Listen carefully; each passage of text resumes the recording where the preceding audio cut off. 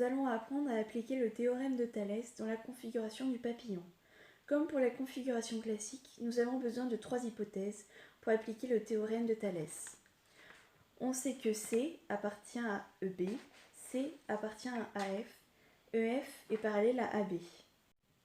On conseille de commencer par le point qui n'appartient pas au parallèle pour bien montrer que les deux droites sont séquentes. On cite le théorème de Thalès. On écrit les rapports des longueurs. On commence par écrire le point qui n'appartient pas au parallèle et on le répète 4 fois. On complète le premier rapport par des points alignés de la figure, par exemple A, C, F. On complète le deuxième rapport par d'autres points alignés de la figure. Attention, on doit garder la même échelle.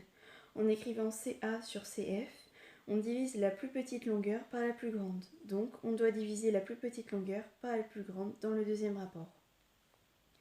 On barre les C et on réécrit les lettres restantes dans le dernier rapport. Et on remarque qu'on récupère les supports parallèles. On remplace par les longueurs. Pour calculer AB, on choisit 2 rapports parmi les 3, parmi lesquels il n'y a que l'inconnu AB. On fait la règle de 3. On multiplie les nombres dans la diagonale où il n'y a pas l'inconnu et on divise par le nombre qui reste. Une autre façon plus mathématique de trouver les rapports de Thalès. Comme le triangle CAB et la réduction du triangle CEF, on dit que ces deux triangles sont semblables. Pour écrire l'égalité des rapports, on peut donc écrire par exemple les longueurs du côté du petit triangle sur les longueurs des côtés du grand triangle en divisant le côté réduit par le côté initial. On écrit donc les longueurs des côtés du petit triangle en commençant par le point qui n'appartient pas au parallèle.